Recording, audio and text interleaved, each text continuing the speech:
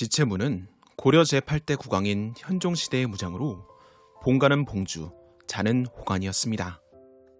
그가 언제 태어났는지 어린 시절의 생애가 어땠는지는 알려져 있지 않습니다. 다만 단편적으로 오늘날의 황해북도 봉상군에 해당하는 봉주에서 자란 사실과 경종 4년에 문과에 급제했다는 사실만이 전해집니다. 이렇게 존재감이 없던 그가 본격적으로 맹활약하여 역사의 이름을 알리게 된 것은 거란의 제6대 황제인 성종 야율용서가 일으킨 2차 고려 거란 전쟁 때부터였습니다. 10세기 후반 동북아시아는 송과 거란이 대치하는 상황이었습니다. 송은 과거 후진의 석경당이 황제가 되기 위해 거란의 도움을 구하며 넘겨주었던 연운 16주를 되찾고자 직접 거란을 공격하는 한편 여진 부족들 및 고려와 우호적인 관계를 맺어 거란의 후방을 압박했습니다. 그렇기 때문에 986년 송의 대대적인 공격이 실패로 끝난 뒤 거란에서는 여진 부족들과 고려를 제압해 그 후방을 정리하고자 합니다. 이러한 배경 속에서 발발한 993년 1차 고려-거란 전쟁의 결과 고려는 송과의 국교를 끊는 대신 압록강 하류 동쪽 지역에 대한 영유권을 거란에 요구하여 인정받을 수 있었습니다.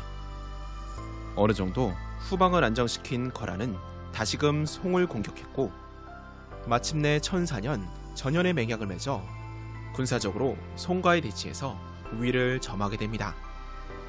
송나라와의 전선이 안정되자 거란에서는 다시금 고려 쪽으로 시선을 돌립니다. 이때 고려에서는 1009년 강조의 정변이 일어나 목종이 폐위되고 현종이 새로운 왕으로 즉위하는 사건이 벌어집니다. 다음해인 1010년에는 고려의 장수 하공진과 유종이 조공하러 온 여진족 주장 일행 95명을 몰살시키는 사건이 일어납니다. 여진은 이를 억울하게 여겼고 곧바로 거란에 강조의 정변을 알리면서 원한을 갚아줄 것을 호소하게 됩니다. 마침 고려를 노리던 거란의 성종은 고려의 강조가 임금송을 시해하고 순을 임금으로 세워 대역하였으니 마땅히 군사를 일으켜서 죄를 물어야 하겠다 라는 명분으로 직접 40만에 달하는 군대를 거느리고 고려를 침공하니 이것이 2차 고려-거란 전쟁의 시작이었습니다. 2차 고려-거란 전쟁 초기의 지체문은 정오품 무관인 중랑장으로 임명되어 오늘날 함경남도 금야군인 화주에 주둔하며 고려의 동북면을 맡고 있었습니다. 서북면의 흥화진을 비롯한 강동 6주의 고려군과 더불어 이들이 국경에서 공격을 막아내는 사이에 개경에서 출병한 주력군이 도착해 거란군을 격퇴하는 전략이었습니다. 강조의 정변을 명분으로 거란의 성종이 40만의 대군을 이끌고 전격적으로 고려를 침입했지만 흥화진의 양규가 분전하며 거란군의 절반인 20만을 묶어두는 데에 성공합니다. 하지만 나머지 절반의 거란군이 남하하여 강조가 이끌던 30만의 고려 주력군을 통주해서 대파하면서 고려는 위기에 빠지게 됩니다. 이에 고려의 제2수도인 서경이 직접적으로 위험에 노출이 되자 지체문은 현종의 명령으로 서경을 구원하기 위해 출진하게 됩니다. 당시 서경의 상황은 매우 좋지 않았습니다. 서경 내부에서 거란에 대한 항복론이 우세했는데 이것은 통주 전투에서의 대패의 영향이 컸습니다. 고려의 주력군이 괴멸당한 상황에서 서경이 생각할 수 있는 선택은 항복밖에 없는 것처럼 보였습니다. 그래서인지 서경은 거란군의 사절과 통주 전투에서 거란군에 항복한 노이 등의 배반자들의 설득에 따라 거란에 항복하기로 결정되어 있었습니다. 지체문은 탁사정과 합류하여 서경으로 향할 예정이었으나 서경이 거란에 항복하기로 하였다는 소식을 듣고 단독으로 서경으로 진군을 합니다. 거란에 투항하기로 결정이 났기 때문에 서경에서는 고려의 지원군에 문을 열어주지 않았지만 지체문은 서경의 분대여사 조자기의 도움을 받으며 서경 안으로 겨우 들어갈 수 있었습니다. 하지만 그가 들어갔다고 해서 서경의 분위기는 크게 바뀌지 않았습니다. 당시 서경 부유수 원종석이 지체문과 최창 등의 설득을 거부하고 항복을 고수했기 때문이었습니다. 따라서 지체문은 거란의 사절들이 거란 군진으로 돌아가는 길목에 매복하고 있다가 그들을 암살해버립니다. 한마디로 항복할 길을 막아버린 것이었습니다. 당시 서경 내부의 여론은 겨우 장수 하나만 지체문에 합류할 정도로 거란에 항복하는 쪽으로 기울어져 있었으나 그의 적극적인 대처로 인해 거란군이 서경에 무혈입성하는 최악의 사태를 피할 수 있었습니다. 얼마 후 탁사정이 동북면에서 지영군을 이끌고 합류를 하자 지체문은 서경을 장악하면서 거란과의 전투를 준비하게 됩니다. 그 무렵 고려주종은 시간을 끌기 위해 항복사절을 보냈는데 거란의 성종은 이를 믿고 마보우를 새로운 서경유수로 임명하였고 1,000명의 호위를 붙이면서 서경을 점거하기 위해 움직입니다. 마보우와 그 호위병들이 서경에 도착하자 본격적인 서경 전투가 시작이 됩니다. 거란군 기병 200명이 서경 북문에 이르러 다시금 항복을 권유하자 탁사정과 지체문은 기병을 거느리고 출격하여 100여 명을 베고 나머지는 모두 포로로 잡는 전과를 거두게 됩니다. 곧이어 거란 장수 을름이 기병 1000명으로 마보우를 호위하며 도착하자 지체문이 선봉이 되어 그들을 격파하면서 두려움에 떨던 서경의 여론은 안정을 찾게 됩니다. 이에 분노한 거란의 성종은 수많은 군대를 거느리고 서경에 도착하면서 다시금 전투가 벌어집니다. 첫날 전투에서 고려군은 분전하면서 거란군 3,000명을 죽이며 승리하였고 이튿날에도 지체문이 직접 나가서 거란군을 크게 격파합니다.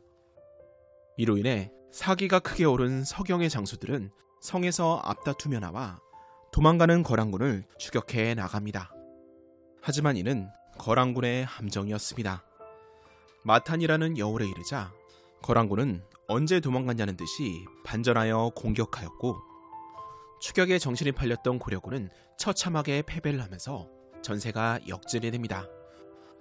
고려군과 장수들이 사방으로 흩어지고 거란군에 의해 서경이 포위당하자 서경을 지키고 있던 탁사정이 동료 대도수를 속여 미끼로 내보낸 뒤 도망치는 바람에 1차 고려-거란 전쟁 때 활약하기도 했던 대도수가 분전 끝에 거란에 항복하는 지경에 이르게 됩니다.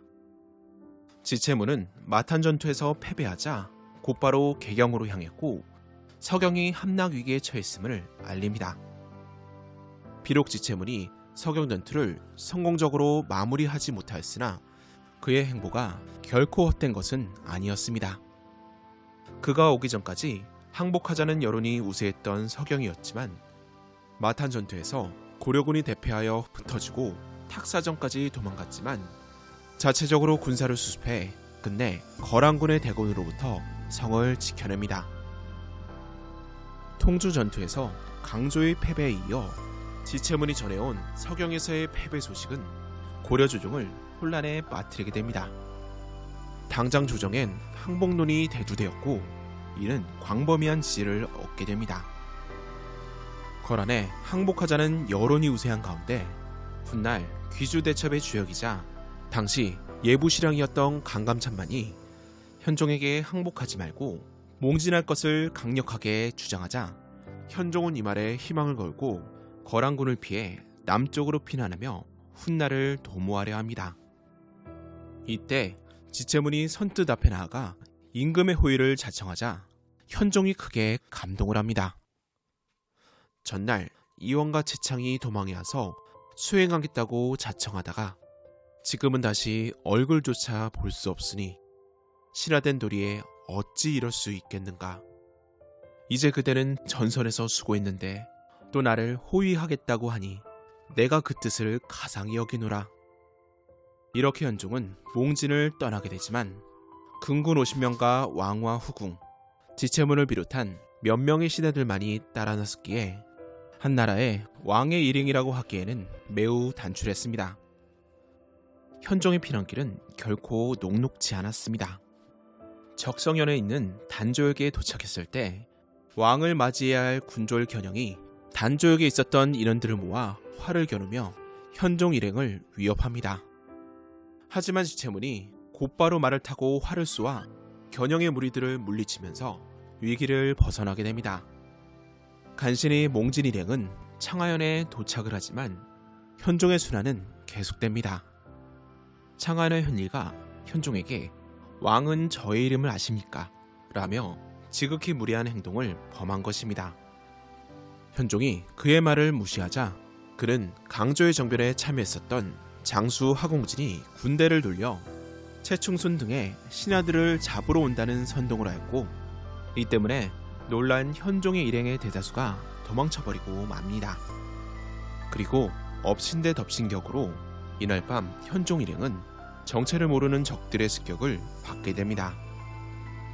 이러한 어려운 상황에서도 지체문은 침착하게 임기응변을 발휘하여 적들이 접근하지 못하도록 합니다. 그러고는 슬쩍 두 황후를 북문으로 나가게 하고는 자신이 직접 현종을 호위하며 필사의 탈출을 감행합니다. 이후 지체문은 한숨을 돌리자 창하현에서의 일이 하공진의 수작이 아닐 것이라 생각하고 창하현으로 정찰을 가는 것을 허락해달라고 현종에게 요청하지만 많은 신하들이 난리통해 자신을 버리고 도망가는 것을 본 현종은 지체문을 쉽게 보내주려고 하지 않았습니다. 그러자 지체문은 소신이 임금을 저버리고 언행이 다르게 간다면 하늘이 결탄코 소신에게 벌을 내릴 것입니다. 라는 말을 남기며 현종을 안심시키고 허락을 받습니다. 현종이 이처럼 신하들의 배신과 백성들의 반발을 겪었던 이유는 그가 강조의 정변으로 왕위에 올랐기 때문이었습니다. 비록 현종이 목종의 후계자로 여겨졌다고는 하나 결과적으로 현종은 강조의 군사력에 힘입어 김치항과 천추태후 세력을 제거하고 즉위하였으며 그 과정에서 목종이 시해됩니다. 거란군은 강조를 처벌한다는 명분을 내세워 고려를 침공했고 그 결과 강조는 통주전투의 패에 사망하면서 현종은 급히 수도를 떠나 피난하고 있는 상황이었습니다. 자연히 고려의 신하들과 백성들 사이에서는 현종의 정통성에 의구심을 가지기 쉬웠으며 살기 위해 현종을 버리고 도망가는 자들부터 대놓고 적대하는 자들까지 나타났던 것입니다. 지체문이 정말 하공진의 군대인지 진위 여부를 밝히기 위해 다녀오려 했지만 현종이 두려워 허락하지 않는 장면은 그가 심적으로 궁지에 몰려있음을 잘 보여줍니다. 지체문은 현종 곁에 그나마 남아있는 몇 안 되는 신하였기 때문이었습니다. 결국 지체문은 현종을 버리지 않겠다는 맹세를 하고 길을 떠났고 다행히 하공진을 만나 선동의 사실이 아님을 확인하고 그를 데리고 현종에게 돌아감으로써 그 맹세를 지킵니다. 현종의 행렬이 지금의 경기도 광주를 지날 때쯤 거란군은 현종이 떠난 개경에 입성하여 궁궐과 민가를 모두 불태워버립니다. 이때 몽진 일행은 두 왕후와 헤어진 상태였는데 그중 현덕왕후는 임신 중이었기 때문에 현종의 걱정이 이만저만이 아니었습니다. 두 왕후를 찾아달라는 왕명을 받은 지체문은 얼마 지나지 않아 그녀들을 찾아 현종의 근심을 덜어줍니다. 지금의 충청남도 천안시 근처인 사사년을 지날 때에는 일부러 기러기떼에게로 말을 몰면서 날아오는 기러기를 활로 잡는 모습을 보여줍니다. 천안부에서는 그때까지 현종을 호종해온 신하들이 핑계를 대고 떠나버리는 등 여전히 현종을 심적으로 압박하는 일이 잦았기 때문에 지체문은 일행의 사기를 높여야만 했습니다. 현재 충청남도 공주를 통과한 현종 일행은 공주절도사 김은부의 환대를 받았습니다. 개경을 떠나고 나서 사실상 처음으로 만나는 우호적인 대접이었습니다. 이때의 공을 인정받아 김은부는 훗날 현종의 장인이 됩니다. 하지만 공주를 지나 전라도 전주에 이르렀을 때 전주절도사 조윤겸은 관복이 아니라 평상복을 입은 채로 현종 일행을 맞이합니다. 왕을 맞이하는 신하로서 무례한 태도였습니다. 더구나 조윤겸은 현종을 잡아 전주에 머무르게 해서 위세를 부리려 하는 욕심을 갖고 있었습니다. 분위기가 심상치 않음을 느낀 현종 일행은 전주가 옛 후백제의 수도임을 들어 외곽에 머물렀고 얼마 지나지 않아 조영겸 일당이 직접 압박해오지만 지체문이 때로는 엄히 지키고 때로는 조용히 넘어가며 전주를 통과했습니다. 그렇게 전주를 떠난 현종 일행이 전라도 나주에 도착한 지 얼마 지나지 않아 한 무리가 접근해 옵니다. 앞서 현종은 하공진을 만난 뒤 그를 거란 군영의 사신으로 보내 거란에게 화친을 청하였는데 바로 이때 하공진이 보낸 문서가 현종 일행에게 도착한 것이었습니다. 하공진은 현종과 헤어지고 나서 창화현 인근까지 내려온 거란 군영으로 찾아가 현종이 이미 먼 곳에까지 갔다고 답함으로써 거란군의 철군을 이끌어냅니다. 거란군으로서는 후방에 남겨진 고려군 때문에 지속적인 피해를 입고 있어 보급의 문제가 생긴 상태였기에 현종이 너무 멀리 갔다면 사로잡아 승세를 굳히기에는 가능성이 떨어진다고 판단하여 회군하는 결정을 내립니다. 이렇게 2차 고려-거란 전쟁은 끝나게 되었으며 거란군은 회군하는 길에 양교를 비롯한 고려군의 공격을 받아 큰 피해를 입게 됩니다. 거란군이 물러나자 현종은 개경으로 돌아오는 도중 공주에 들러서 지체문에게 상을 내립니다. 짐이 도적을 피하려고 경황 없이 먼 길을 갔으나 따르는 신료들 중 도망가고 흩어지지 않는 자가 없었다. 오직 채문만이 바람과 서리를 무릅쓰고 산 넘고 물 건너며 말곱비 잡는 수고를 꺼리지 않으면서 그까지 소나무와 대나무 같은 절개를 지켜내느리라. 참으로 뛰어나고 본받아야 할 점이 많으니 어찌 남다른 은혜 베풀기를 아까워하겠는가. 2차 고려-거란 전쟁 이후 지체문의 기록은 간략하게만 남아있습니다. 1016년 무관으로서 우상시를 겸하였다. 1026년 음력 4월 24일 상서 우복야로 승진했는데 같은 해에 세상을 떠났다. 지체문은 거란의 고려 침입이 종결되는 3차 고려-거란 전쟁 때 생존했음은 분명하지만 전장에서 활약했다는 기록은 전해지지 않습니다. 지체문은 모두가 떠나는 중에 홀로 왕의 곁을 지켜 무사히 남쪽으로 피난시킴으로써 일단 피신하여 반격의 기회를 엿본다는 강감찬의 대전략에 크게 기여했습니다. 이 때문에 현종사후에 즉위한 덕종이 선왕의 남행을 호위한 공로로 지체문을 1등 공신에 추증합니다. 덕종은 지체문의 공이 제일이라며 그 내용을 기록해 후세에 남기도록 합니다. 지체문은 2차 고려-거란 전쟁 때 젊은 국왕인 현종이 목숨을 잃을 뻔한 위기에서 홀로 지켜냈던 구국의 여공이었습니다.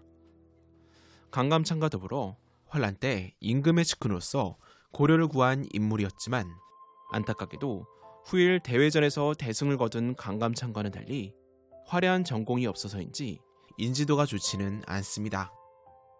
한편 지체문은 위대한 인물이었지만 그의 후손은 그렇지가 못했습니다.